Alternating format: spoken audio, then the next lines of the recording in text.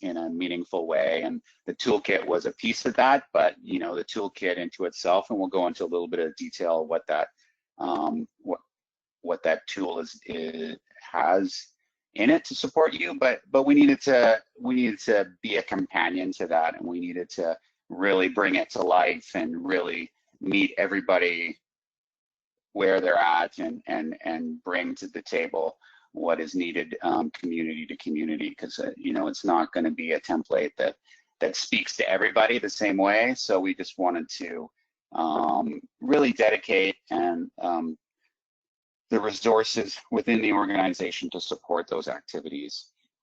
The community development team itself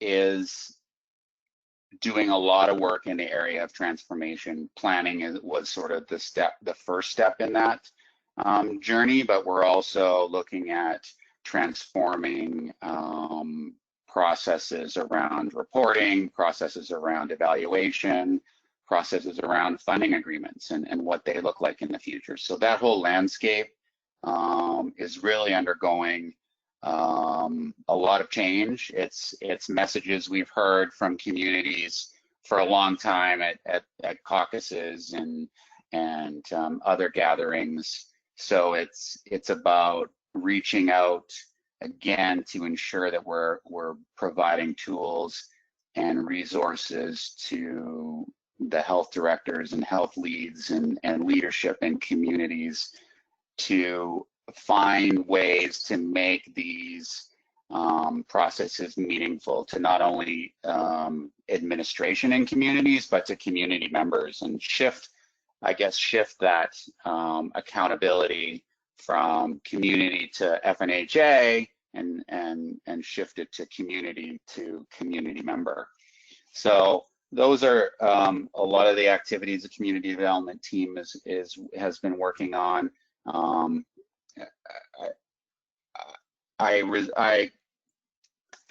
What's been called disengagement in the past, I think we need to find a new name for it, but I think we're also looking at building some of those accountability measures from a health service organization to a member band as well. I think the support in that area has been lacking, and it's a gap that we've found in our discussions. So we're looking at really improving some governance tools in that area as well. So I think that covers everything from this slide. So just move to the next one, Joshua. So this is our team. As we can see, you can actually put some faces to the names. Joshua, Annie, and Jessica are on the line today, and will be presenting at different times. Katie has joined our team from the Chief Medical Office and supports a lot of our disengagement discussions, and our wonderful Isabel is there as well, and is a great support for our team in technical aspect under the funding agreement side of things. So that's our robust team. I already got a few comments that my picture doesn't look like me at all because it was 10 years ago and pre-children when I was actually a rested human being, but so be it. Next. What is a health and wellness plan? I mean, I'm assuming, given that the Planning 101 is the name of the webinar, and we've sort of reached out to communities that have recently received funding, you probably already know maybe what health plan is about. Moving away from the community health plan as it was under Health Canada, moving to a health and wellness plan. It is wellness focused, but we're really looking for a document that reflects the priorities identified by community members and how we can roll that into delivering the programs and services that meet those needs. So we really want it to be grounded in community. We want it to be reflective of culture and values, and really enhance the wellness around a community, and that's what we're looking for in a health and wellness plan. Next. Sorry, 1 second. There we go. So why develop a plan? I mean, it really is about making that path forward on where you want to get to in delivering your services in the community. You may not be there yet, but how do we get to provide these robust programs and services and fill the gaps that we've identified with previous programs under Health Canada, and how do we identify needs as they come up in our community that aren't being addressed at the time. So I think this plan documents a lot of that. It provides sometimes an opportunity to start the discussion and developing partnerships with your local health authority, neighboring communities, maybe cities, municipalities, those types of things. So it's really having a document that it's like a business plan almost, and it identifies gaps in resources and things like that. So the health plan provides a lot of documentation around the needs in your community and what direction you would like to go in the future, and really it's a forward-looking document to sort of address things that have been identified in your community. It can help you move forward from, you know, being in a challenging space maybe right now. It can help you look forward to better times.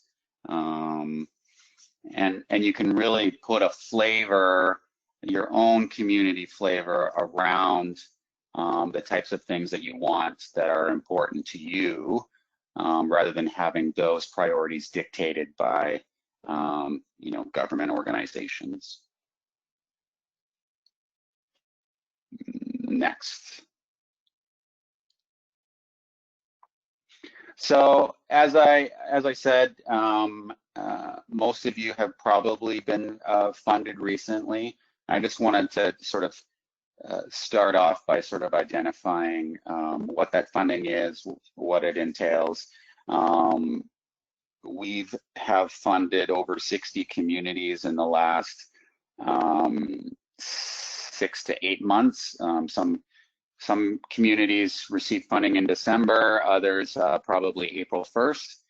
And it would have shown up in your funding agreement under your HPM funds, but it would have been identified as one-time funding.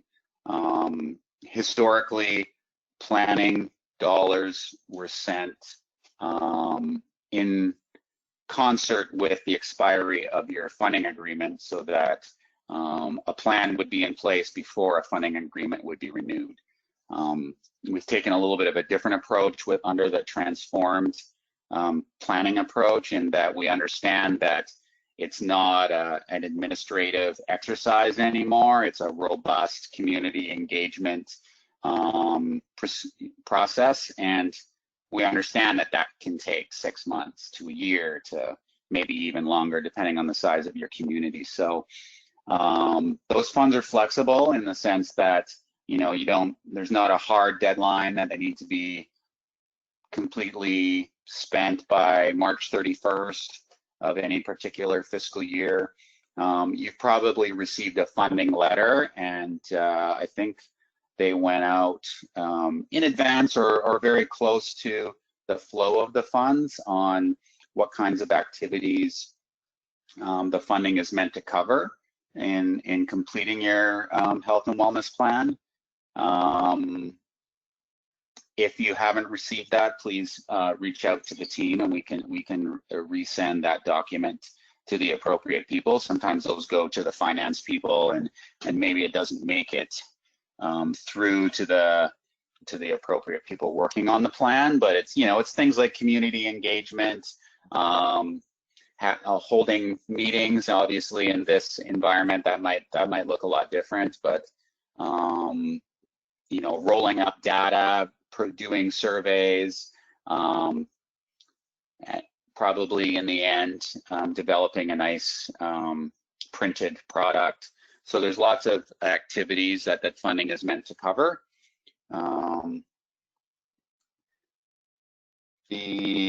Let's see what we've covered here. You know, there may, the formula for the funding has changed, so it is expected. It is a little higher than it has been in the past, reflecting that we really want these plans to be more reflective of community priorities with that engagement in mind.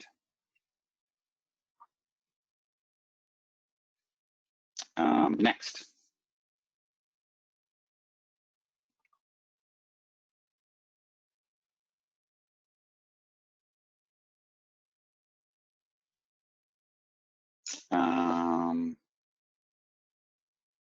Yes. Okay. So opportunities to align health and wellness planning with other plans. This is something that's ongoing. We're really looking at how transformed plans can inform a lot of different planning processes. That would be our multi-year health plan, regional health and wellness plans, as well as maybe you have an overarching comprehensive community plan in your community where there's been priorities identified in that document where you want to provide some detail in the area of health. Feeding your plans into our organization, either centrally or in the region, can really inform where we should go as an organization with priorities and programming. I know we hear a lot of that at caucus and other engagement sessions that the regions undertake, but this is another opportunity to really document what are the true needs out there in the community and how can we reflect that in what we deliver as an organization.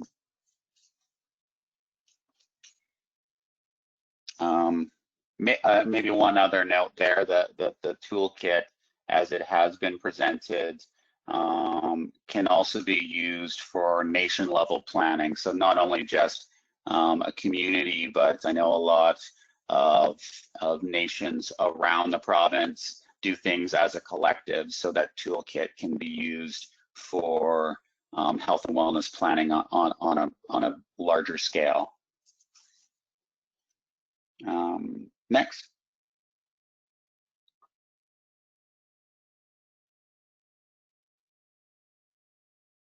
Okay. I keep pausing because I'm not remembering which slides I'm speaking to. I feel like I'm just rambling on, especially when there's no feedback and people to make fun of me. So this slide really speaks, and we use this a lot when we meet with communities one-on-one, but really what are the new required contents in a plan?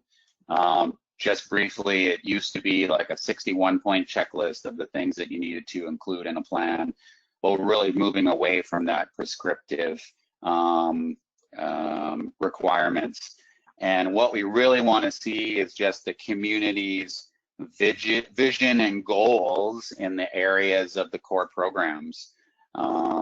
Each of the core programs are identified on the bottom there in home and, home and community care, clinical and client care, communicable disease, environmental public health, and mental health. So, you know, if you are delivering programs in those areas, or even if you aren't, you know, what are your goals? Is it that you have one of those programs down the line and you've identified that as a priority? When we talk about budget and identifying numbers with these activities and goals that you're identifying, I think the exercise is not to just translate what you get in your funding agreement and throw it into the plan. I think we're really looking for something a little more robust in the sense that, you know, I think we understand that the funding that FNHA provides may not meet all of the needs identified in a plan, but it gives us an opportunity to to leverage that into partnerships with your local health authority or other stakeholders where we can, and identify those gaps where maybe a regional funding envelope may be able to address some of those priorities. So I think it's about thinking outside of the the buckets that you normally would receive your funding through your funding agreement. One of the other areas that is required is a monitoring, reporting, and evaluation. And I think this is a framework that could really replace a lot of the administrative reporting that exists today in FNHA.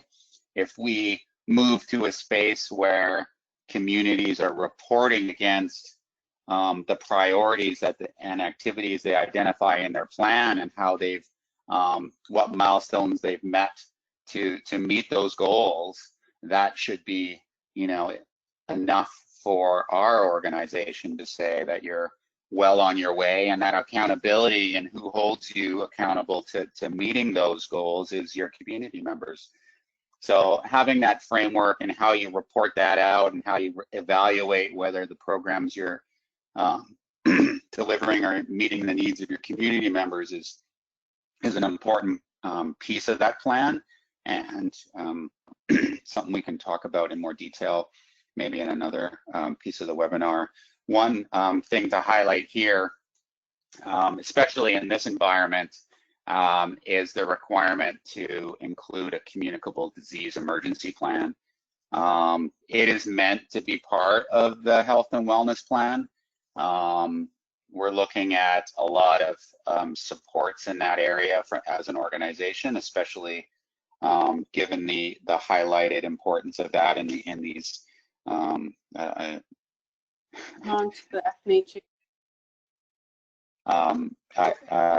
in these important times. So there are resources, and we can have further discussion on that. But it is meant to be a requirement under the health and wellness plan, and is expected to be included with the submission. And it is a bit of a technical document, but also, as you've probably seen, if you're familiar with one, it's some pretty standard practices in the pandemic area of how things should transpire. So it won't need a lot of tailoring community to community, but that would certainly be enough topic for another discussion, but just wanted to clearly identify that plan is part of the health and wellness planning required contents. I think I've covered everything there. So happy to move to the next slide. I can cover these next two slides, Paul. It's Jessica here. Awesome. So looking at some of the toolkit, we really kind of covered, Paul did a really good job on covering, what some of the, elements that we're looking for in a plan. And so to really support some of those planning transformation pieces, really, planning outside of the box, really reflecting community priorities. And so our team really wants to provide, those upfront planning supports. And one of the ways that we can do this is through the FNHA Health and Wellness Planning Toolkit. So this was released by FNHA in July 2019. Many of you may already have seen this, but it's a super helpful resource to reference when walking through your planning journey. This toolkit alone is really a dynamic in a sense that it's very much a non-prescriptive approach. So, users are able to grab what is most relevant to them and really adapt it to that community context in that as well. So it really reflects on, where the community is at. We acknowledge that, many communities are on different spaces along their planning journey. So some may be refreshing, some may just be starting, some may be kind of, in the mix of, in the gist of a lot of that planning. So the toolkit can really meet you where you're at, along with, you know, our supports that we offer. And another component to this toolkit is that it can really be adapted to be used even as a general planning resource outside of the health and wellness realm if truly needed. So yeah, the toolkit is really there to support, you know, the development of your health and wellness plans, whether, like Paul had said, whether it's the community or nation level planning. It really prompts key considerations to think about when planning in order to enable that greater collaboration and coordination and quality of services for the community or communities that you're serving. Along with, like, it also introduces a set of planning, reporting, and evaluation standards that are really rooted from the 7 directives. And I believe Annie will kind of go over these a little bit more in depth in the future slides. And one of the things that, you know, the toolkit is well known for is that it really provides an opportunity to share plan templates, the planning tools, and some of the creative ideas to planning that we can really put into play. So yeah, this is a really good resource to have. It is online on the FNHA Health and Wellness Planning website, so a web version is there. Again, let us know if you do require a couple of hard copies. We can connect on that level as well to make sure that you kind of get those. So if we move on to the next slide, we can kind of get into some of the nitty-gritty of the toolkit. So this slide, it really outlines, you know, the health and wellness toolkit and how it's really broken down into 3 major components. So it's comprised of 5 sections, and as you can see here, almost half of the toolkit is tools and templates for users. So the first 3 sections really highlight, you know, what a health and wellness plan is and the importance that it brings to our communities. And so it also breaks down some of the building blocks of health and wellness planning, including, you know, again, the 7 directives, some of the First Nations planning approaches, and really looks at a framework from a First Nation perspective on health and wellness, in which, again, this toolkit was really built on that. And so it really kind of provides, you know, that in-depth planning, reporting, and evaluation standards again. So, and then moving on to, you know, section 4, the section really gives an overarching picture of what should be included, and that's what kind of the slide that Paul has mentioned earlier. This, for the plan content, we also have a template available online. Again, accessible through the FNHA Health and Wellness Planning website as well. And then the last kind of section, majority of the section, includes a various range of tools and templates. So some of the tools and templates is a sample engagement and communication plan. There's celebrating culture tools, really considerations for linking other plans that you may be planning for into and how they can incorporate into your health and wellness plan, and many more. There's a lot of evaluation features in there. So again, it really kind of speaks to, you know, that need for, you know, meeting where you're at, you know, if you want to grab like an evaluation thing, or, you know, how do we integrate culture all throughout the entire plan and what that looks like for us. And so, yeah, this tool is really helpful. And I mean, the tools and templates can be used if needed, but it's not really a necessity for successful planning and implementation.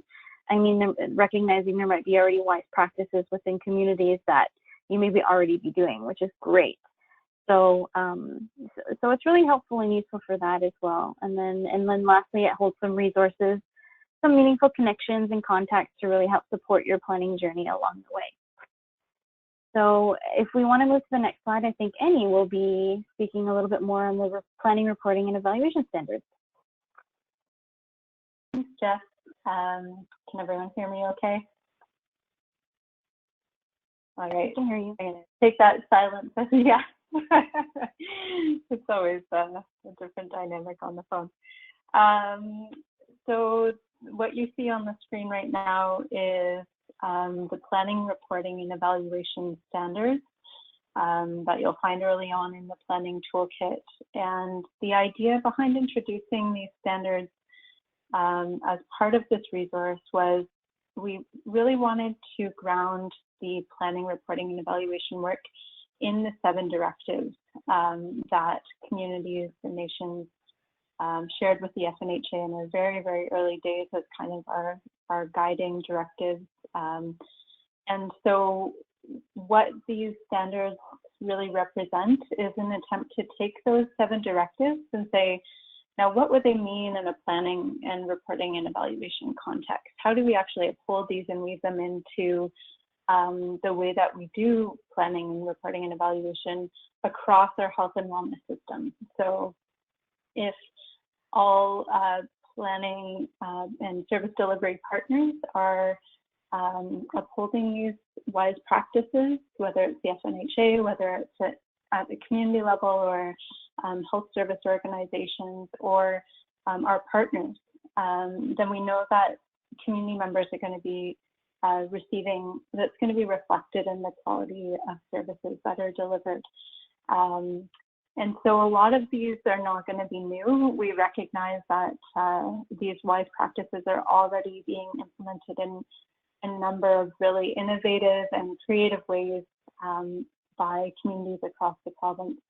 But it's a really great, to say, this section within the toolkit, what's handy about it is it can be a helpful place to start just to get some ideas flowing. And then within that section, there's lots of linkages to, okay, this is, let's say, how do I want to ensure that planning is driven by BC First Nations health and wellness journeys and priorities, that being one of the standards. There's actually links within that section to the tools and resources that can support that kind of approach. So it's really interconnected with the other sections. We've tried to take these kind of grandiose ideas and make them practical and applicable on a day-to-day level. Next slide, please. Right, so I think there's a few little sub-bullets. Awesome, yeah, we can just pop through all of those. So really the tools and templates section is the bulk. I think it's almost about half of the toolkit itself is just tools and templates. And the tools are really designed to be something that, as Jeff mentioned, you can just pick up and take and run with. So I like the motto, adapt or scrap. Like, some of them might be really great, some of them might not be applicable to your context. Some of them might need to be tweaked a little bit, so we can share any of the tools that are within the toolkit in a Word form. Just let us know what one you're looking for and we'll pop it over to you. We really wanted to make these as usable as possible, and that was really helpful feedback that we received from the First Nations Health Directors Association as we designed the toolkit over the last few years. Is it needs to be practical. So what you see in front of you right now is a general kind of approach to the planning cycle, linking from that early stage of planning to plan and getting ready, where I think a lot of us are at right now, given that the funding has just gone out the door, to then looking at creating a wellness vision and identifying priorities, developing that plan, getting some actionable items moving out of the plan, and then closing that loop. So it's not a line, it's a loop, because we know that the one way to make sure that a plan doesn't sit on the shelf collecting dust is to have that feedback. So how are we sharing the results of the work and of the goals that were laid out in the plan? How are we sharing those results back to community members? So there's that ongoing buy-in, and so there's clear communication, and everyone kind of understands what services are being delivered and what some of the outcomes are over time.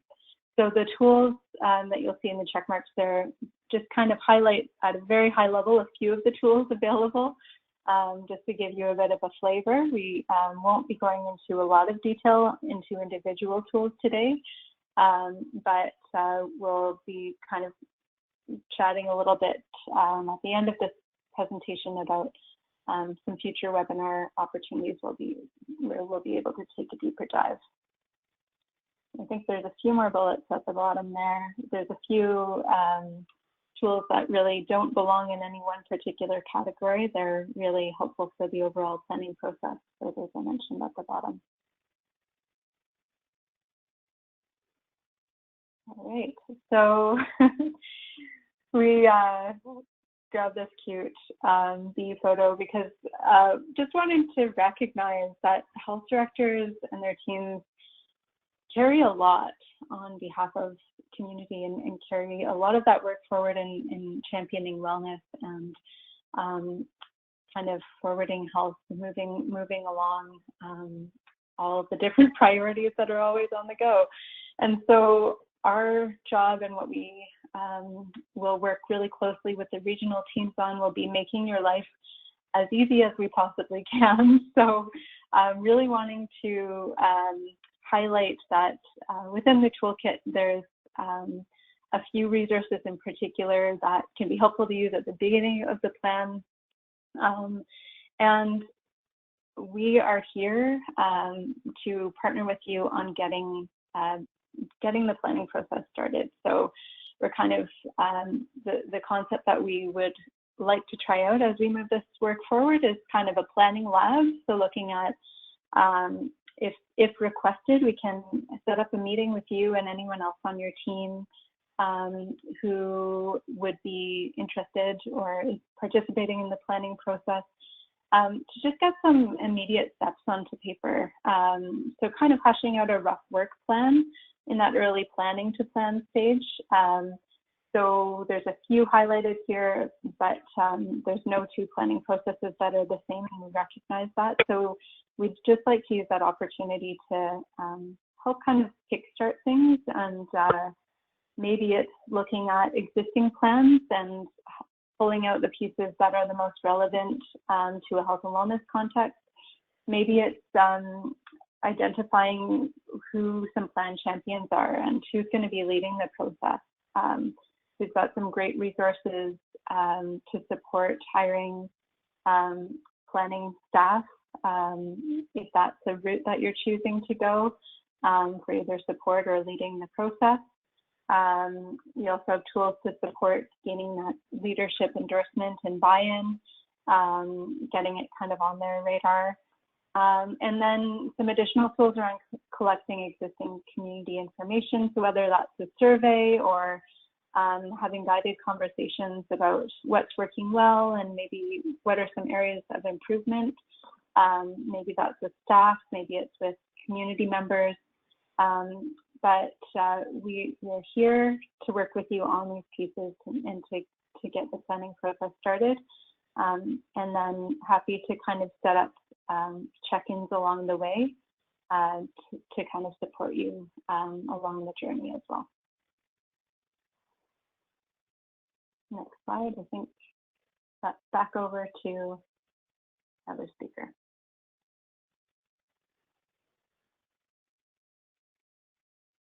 I think that's me. And just to follow up, and this sort of leads directly into this slide anyway. So it's also about really leveraging the relationship that you have and we have with our regional team members as well. There's program personnel at the regional level, there's planners at the regional level, there's engagement coordinators at the regional level, all with great relationships with communities already. So really leaning on them to be a part of our discussions, community by community, when we have an opportunity to do that. We'll certainly come together as a team and like everybody loves to use the wraparound approach, but just making sure that all the appropriate voices that you need to hear from are at the same table.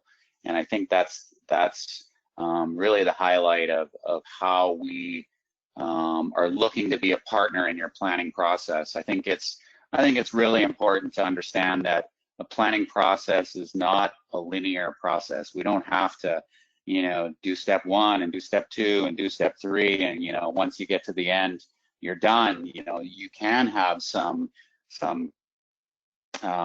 step backs, and people change positions, and maybe your engagement wasn't robust enough, or it was the wrong time of the year, or things like that, and you just need to take a step back and do it over again, or look at it from a different lens, or really be honest and say that didn't work. Let's maybe let's get some help in that area. So that's where we're here to meet you where you feel your needs are, and no way is the wrong way, and it's not. We're well moved away from a cookie cutter approach to the planning process. So you know, we will support communities differently, one by one if we have to, and that's, you know, that where there's a true commitment to have these plans really be reflective of priorities in communities, and the toolkit as it was developed, and just did a good overview of that. It's not meant to just, you know, have us plunk it down on your desk and you read it cover to cover and you know everything there is about health and wellness planning. We're here to support and bring that those tools to life, and you go to it when you need to, like more like a reference or a resource library than a you know, a 10-step guide to health and wellness planning. So here, wherever you need us to be, I think that's the key message to us being part of your planning process.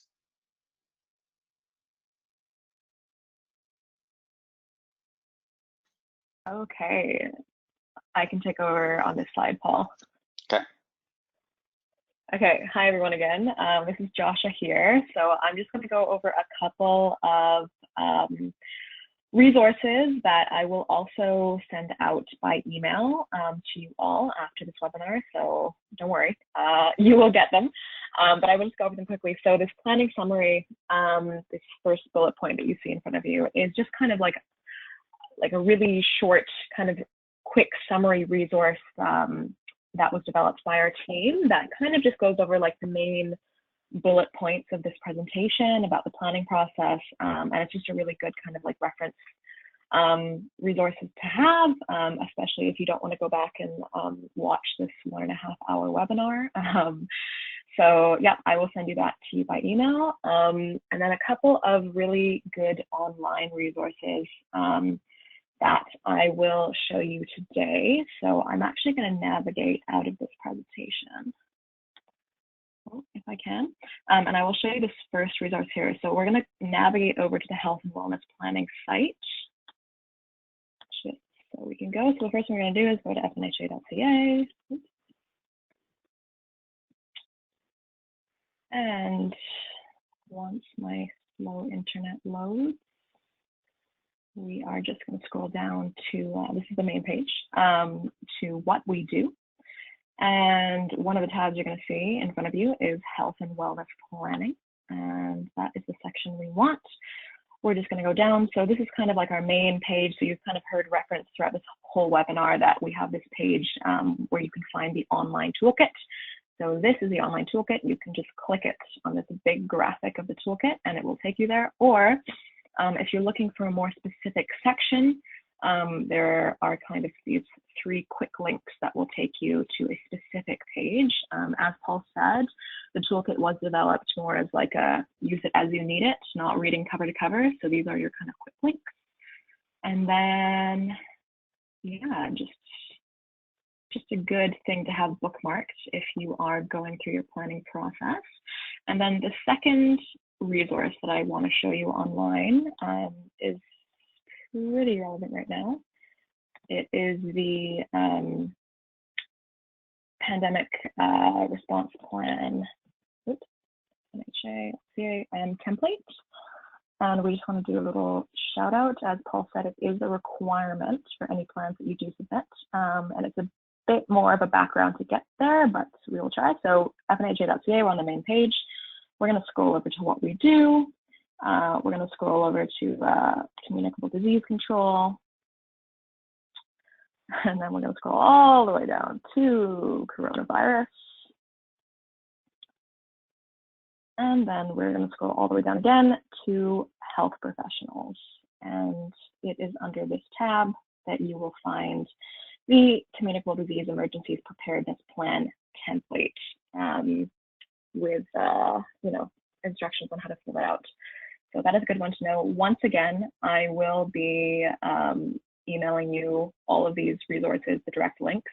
This is just if you're a bit of a keener and you want to go right now and check that out. And navigate back into here. Okay. And just wanted to share a little plug as well. This is Annie. On the first page there that Joshua navigated to the Health and Wellness Planning site, you'll also find a PDF resource for plan template. So if you're looking for something to just give a skeleton to the plan to kind of simplify the process, you can use that PDF plan template that's located there.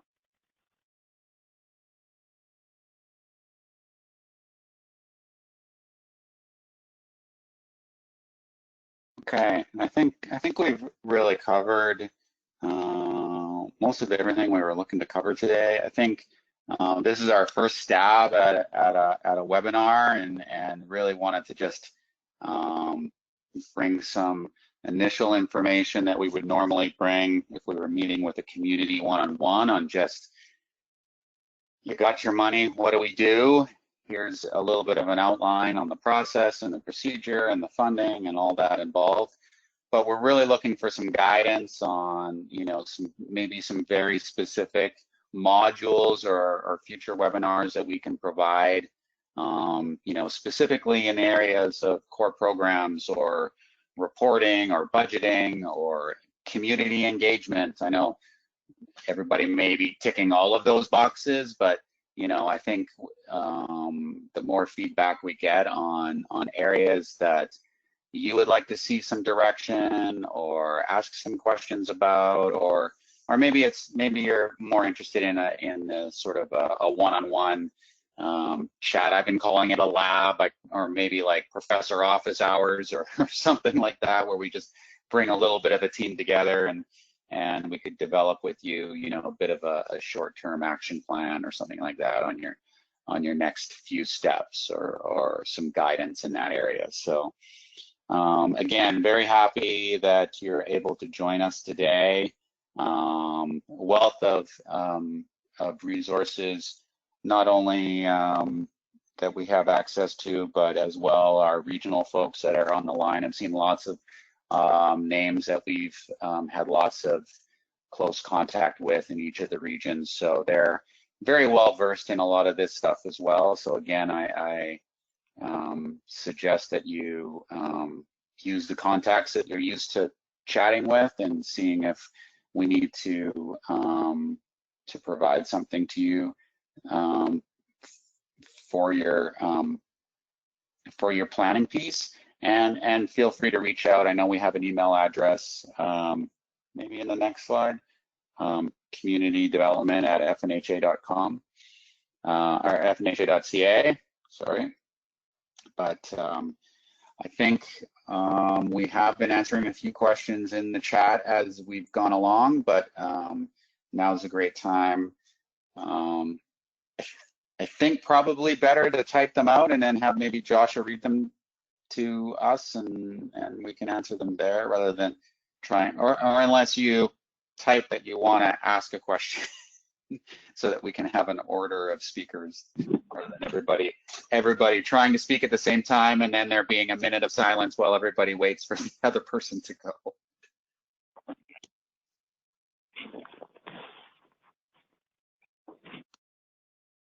Hey, this is Jess here. We do have a few questions. Paul, you kind of alluded to this one a little bit. I guess just to kind of, there was a question about if a community consultant can assist with the plan, and if there's been any experience around this, and how was it? Yeah, I mean, I think sometimes consultants get a bad name. I mean, it is an expertise that you hire in absence of having that expertise in the community.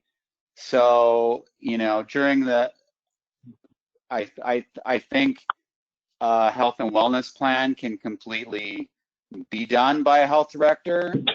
Whether they have the time to complete a health and wellness plan is a complete another story.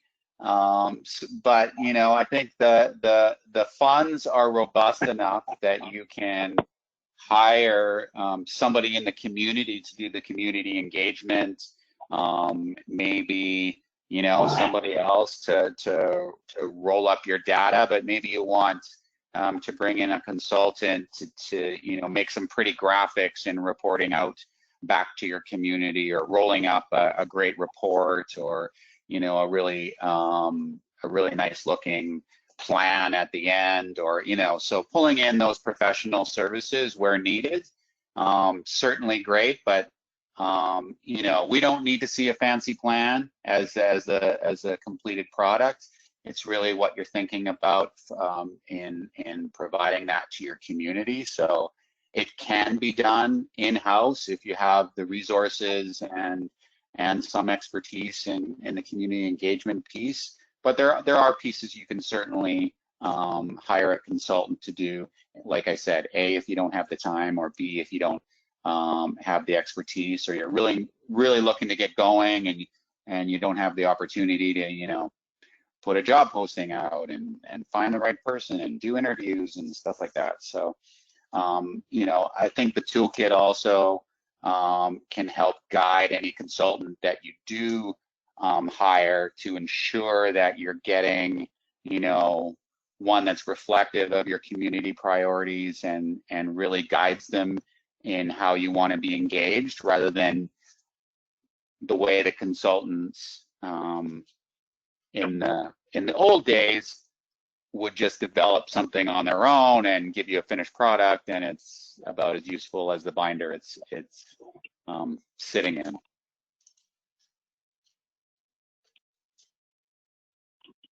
Great. We have a few other questions in the chat, so I'll kind of just read line by line here, and you guys can jump in where you think is needed. So there's a question on, do you have a visual timeline or cycle showing the entire process with the steps in the renewal process?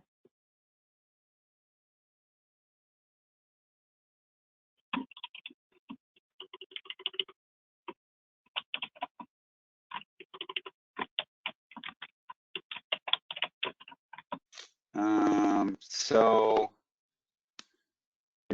I'm assuming renewal means renewal of the plan. I won't refer to it as a renewal of the funding agreement per se.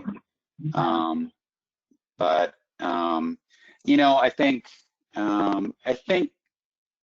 don't have a timeline graphic per se. I think if you sort of flip through the toolkit, you'll sort of get an idea of an order of things, the way things should happen. Like I say, any process can look the way that you need it to look. There's no one prescribed way to do it. But there are probably some things that need to happen before other things, for sure.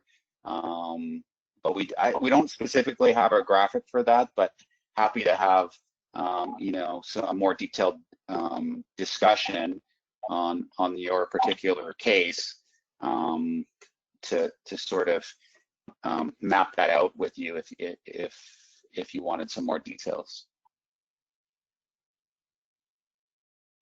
And then I think the second question as well, coming from Thomas, can you speak to pandemic plans with health service organizations? The nations themselves are in charge of the EOC, et cetera, around the pandemic.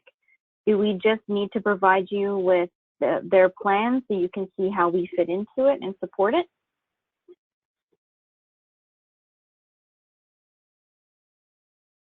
Yeah, great question.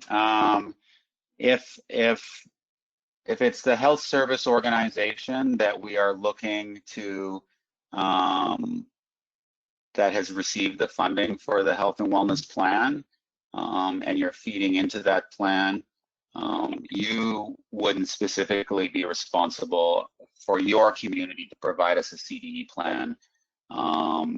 You would be a part of that bigger plan, and happy to have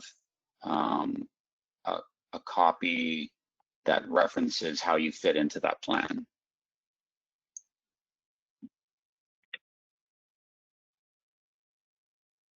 Annie, I'm not sure if you wanted to chime in with maybe some of your background with CDE, or if that's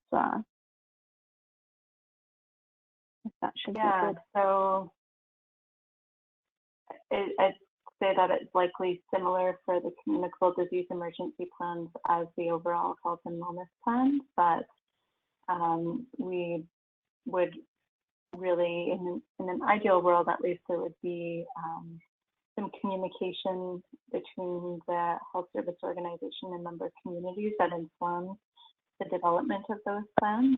And there are a few places within the health and wellness toolkit that highlight some wise practices and different ways to approach that. So if that's a conversation that anyone is interested in having further, then we could definitely explore that in a bit more depth in a service or organization specific kind of presentation.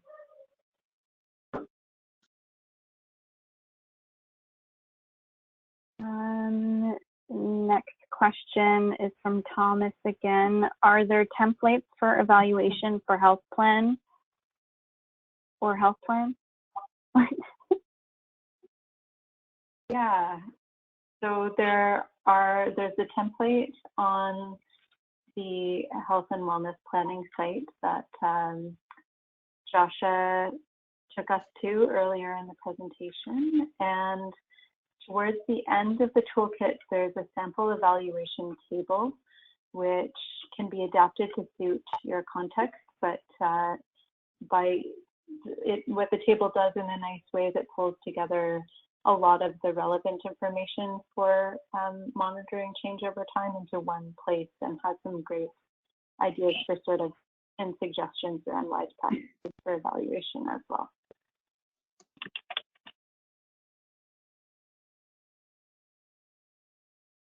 Okay, we'll move into the next question. It's more of a follow-up, I think, from Rose, looking at buildings. So they really want to build on any programs. Our current essential need is a new health station to meet the demands of services provided to community. So she wants to be directed to who she could talk to, as this is a need in the community. So I think what we'll do is we'll send a follow-up to Rose to put you in touch with some of the partnerships that we have within FNHA. Annie, Paul, I'm not sure if you want to speak more on this as well. Yeah, it's just our community capital team, and they have a plan every fiscal year on how many buildings and who is priority on the list of buildings coming up. So happy to make that connection for the needs in your community, and make sure that that's been documented with the organization to ensure we're looking at our capital plan on how we can roll out those resources. So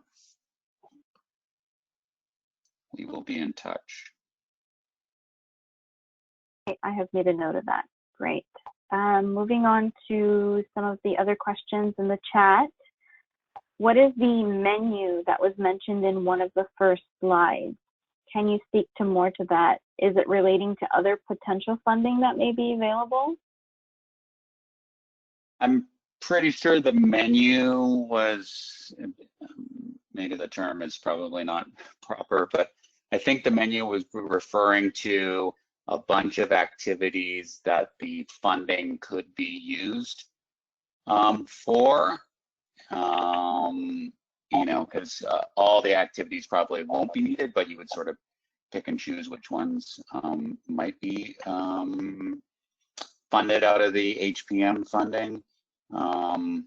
There are also opportunities to leverage other planning funds or other funds once you're implementing your health plan, but there are planning funds available with ISC under comprehensive community planning. There's planning funds under the mental health MOU dollars that are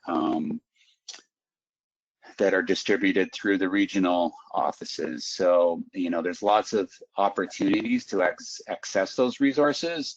So it's really great if you're thinking about finding other resources, either speak to, our regional teams, our community development team here, or even either other First Nations or neighboring communities that you're aware that may have accessed some of those funding opportunities. And then in terms of funding for the actual programs and services that are outlined within the plan, the contribution agreements are at this point in time a fairly fixed number, a fixed amount. But what we do have some flexibility around is if a community, for example, is in a set flex or block agreement, there's varying levels of ability to move funding from one bucket to another. So block agreements having the most flexibility. So those are conversations that we can also explore on an individual basis. The regional teams, many of whom are on the line today as well, also may have kind of be able to inform those conversations around funding through regionally allocated funds. And we're also doing some work as a team to begin to put together some resources around, if your health and wellness plan contains priorities that are above and beyond current funding amounts, what are some other channels or possibilities for accessing other funds? And we're hoping in the future to help be kind of a support for pathfinding those additional funds.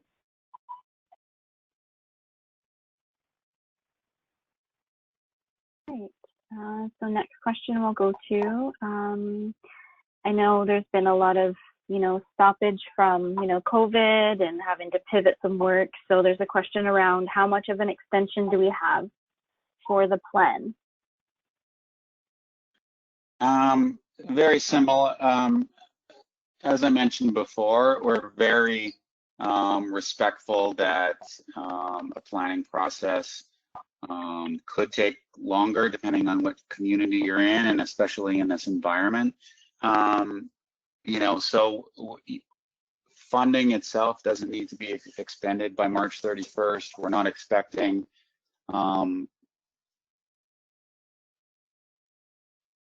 there's certainly some flexibility there. I don't think, because we've flowed money out to sort of catch up on the health planning side of things,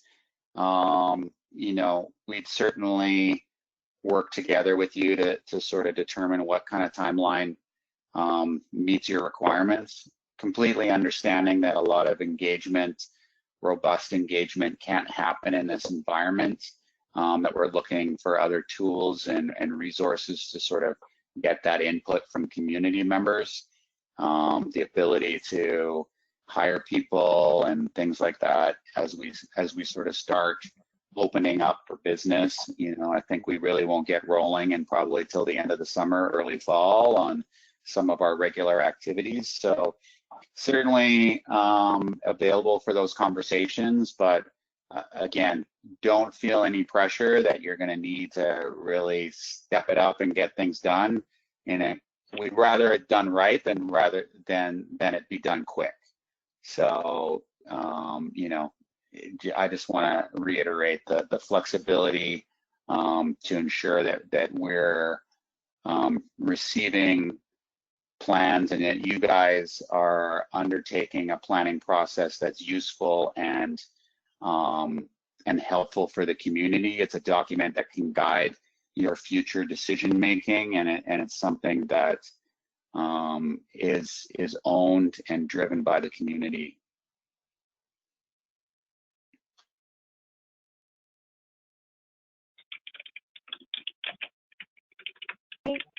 Next question. I think we might have touched on this already, but are the contribution agreements negotiable on either amount or content around the policies within them?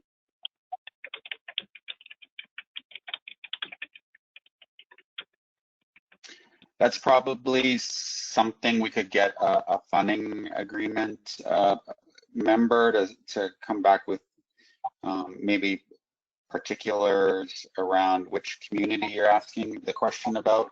I mean, generally, the amounts for the programs that you're receiving are formula based, and there's escalator amounts from year to year to adjust those programs for inflationary purposes. But if there's a gap in those funds, I wouldn't say negotiable, but like if there are particular needs and there's a reason why maybe historically those numbers haven't been meeting the requirements, or your community's had some different circumstances, it certainly is a great way to start the discussion and just see what's happening. So great to start that conversation with your funding advisor. And I know I did see Michael on the line. He's a manager in the funding agreements. He's also a great resource, but it's always a great start to sort of talk with them, anything to do with contribution agreement.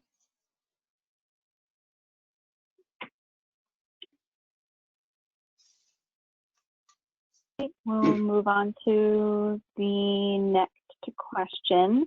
I just want to kind of backtrack a little bit. There was a question around if we will be doing another Planning 101 webinar. This one is recorded, just to reiterate, and so individuals will be able to access that. We did put together a poll for participants on the call today to go in and do a little poll, and that will kind of inform our next webinar. And you're kind of looking at this as sort of a series.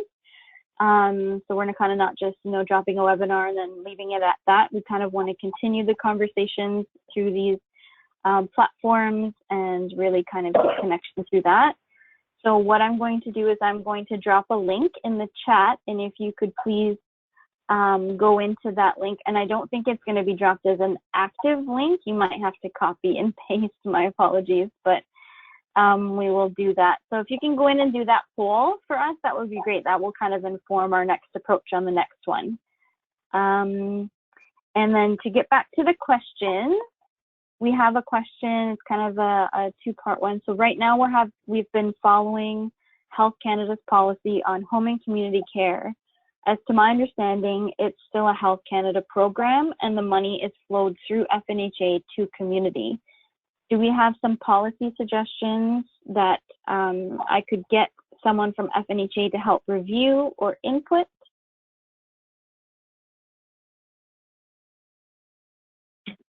Okay. One thing around the home and community care, I think it is an area that there is discussions about program renewal and even maybe program amalgamation. I know Indigenous Services Canada has an assisted living program where they have funds that are very similar to the need under home and community care. So that program is really looking at some changes into the future. What that means today, the funds that are provided and the policy that is developed around that. I don't know how closely that is tied specifically to the Health Canada program, and I don't know, Annie, if you've got more information on that with our work with Elizabeth Pierce, but that's another thing that we could loop somebody in from that program to have that discussion directly with whoever's asking the question.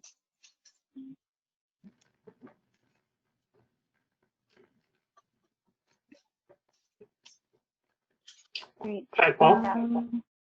Oh, go ahead. Just like a follow-up on that home community care question is like, if they can just like bring it to the attention of the regional nurse manager so that it can be brought up to the hierarchy of FNHA in terms of the home community care. I know it's being handled now by the Office of the CNO.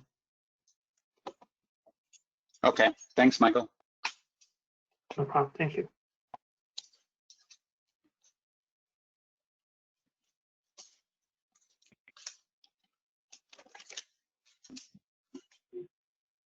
Okay. Are you able to provide information on what formulas are used to calculate the funding agreements amount? What numbers are used for population, and does it only include on reserve? Also, can there be accommodations made for extra funding for other nations who access services?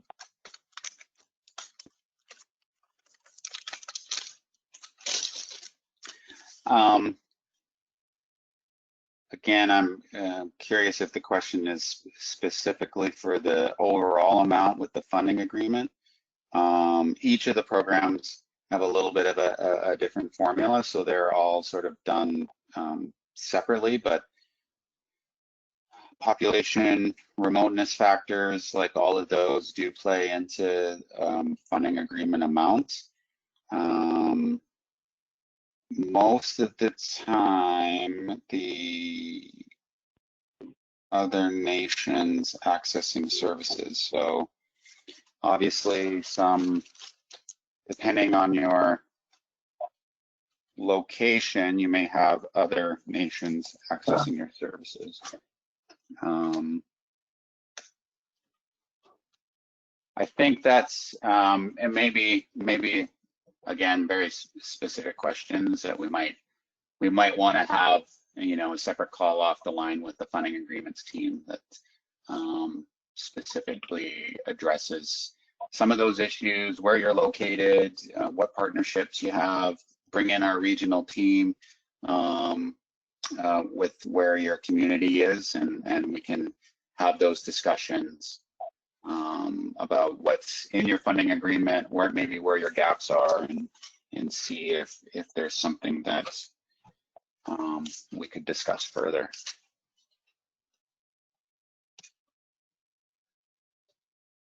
Okay, just being mindful of time. So we have about 9 minutes left. We're going to try and get through most of the questions. I think Annie is answering a little bit within the chat, which is great to see. This next one might be a follow-up for after. So can you provide a list of these funding sources? I think this was alluding to what Paul was mentioning earlier, external to FNHA. So I think this might be a follow-up that we can send out just as kind of an FYI. And is there anything you want to add to that one, Paul, or Annie?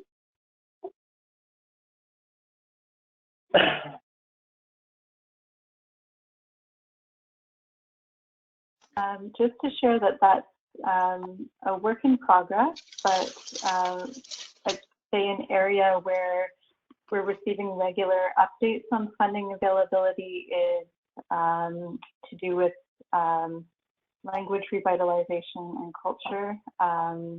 So other areas I think are going to evolve with time, and we are really focused on how can we create a system that where if we have a list of external funding sources, it doesn't become out of date, the moment that we've made it, because the deadlines are changing all the time. Some are reoccurring, some are not. So still doing the work internally to make sure that that's a robust and functioning list and system. But in the meantime, we're happy to have conversations and kind of come up with some creative solutions to meet individual needs.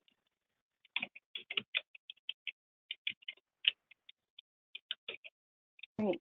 And last question so far, anyways, is how can we be creative if the funding amounts are not changed to reflect the needs at community?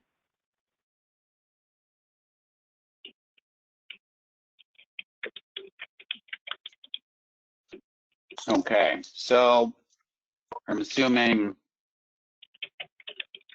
Judy's talking about sort of needs identified in the plan.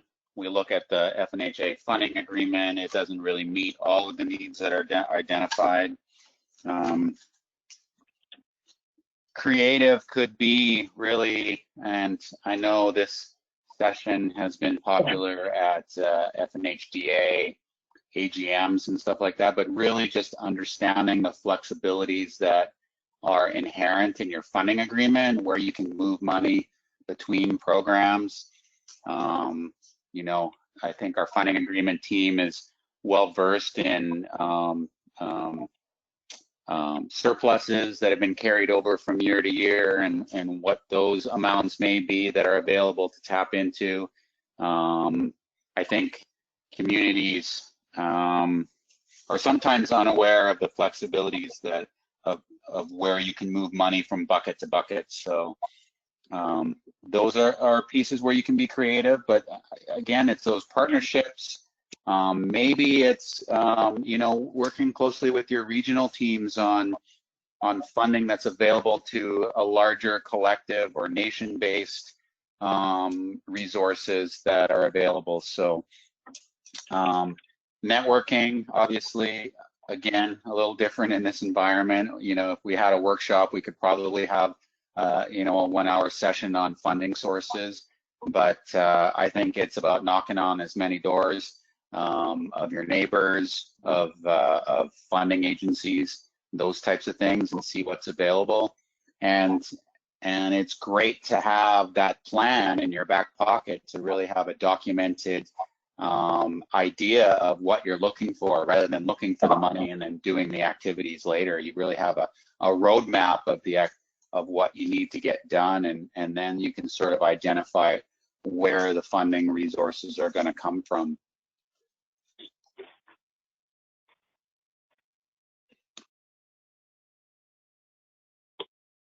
And this is Annie here. I wanted to note a question that has come up a number of times in our conversations with communities to date. I haven't seen it in the chat box today, but just in case some communities on the line were recipients of the Mental Health and Wellness MOU Fund.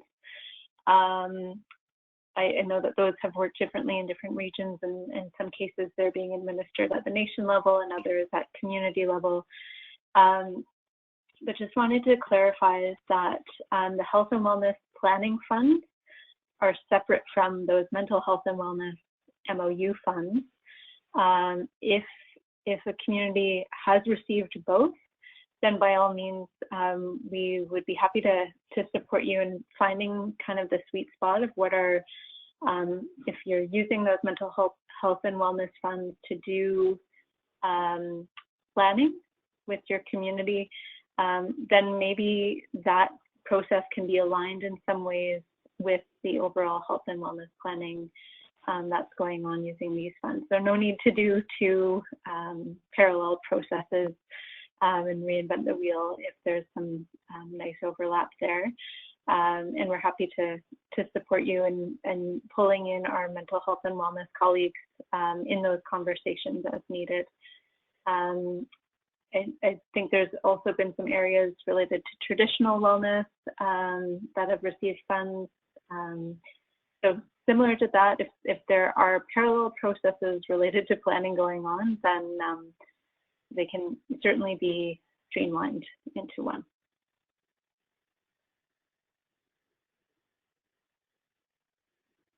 Okay, I think that's all we have for questions today. Again, if there's any follow-up questions that you guys think of later, feel free to reach out to us at community.development@fnha.ca. Do we have any closing comments from Annie, Paul, or Joshua?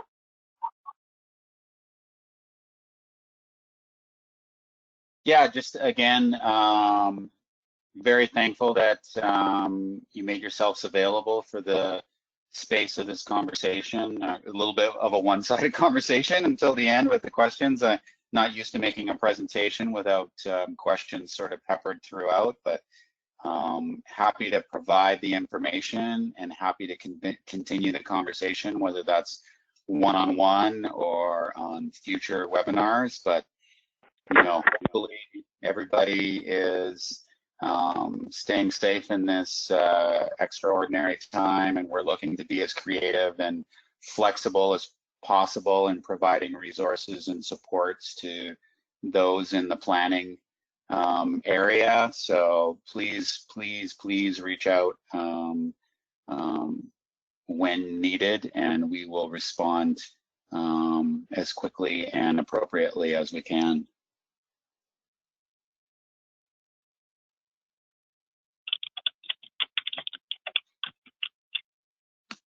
Awesome. So this is Joshua here again. I'm just going to make one more plug. So we posted a link to a poll that is going to determine what our next webinar is on in the series. So I'm going to repost the link one more time, just in the chat. So if you click that link, it will take you to a 1-question poll where you can just vote on the topic that most interests you. And yeah, just reiterate again, thank you so much, all of you, for gathering here. You will be receiving an email after this with some of the resources we talked about throughout the presentation, as well as these slides from the presentation. We just got a question saying, how do we look back on this recording? So once we get this recording downloaded, we are going to figure out with whoever runs the FNHA website how to upload this recording onto our website, and that will probably be a separate future email. Yeah, thank you all. Annie, Jess, any final words? Or just wanted to say thanks again to everyone. We really look forward to those of you who we haven't met in person yet. We look forward to a time when we are able to meet face to face again. In the meantime, the line's always open, and we're always happy to have a call. We know that this is a big chunk of work, and you don't need to feel like you're in it alone. That's what we're here for, is being that partner in your planning process. So looking forward to working with you all, and thanks again, and big shout out to Joshua for all of her hard work in organizing this webinar. It was no small feat to put it on, so thank you, Joshua.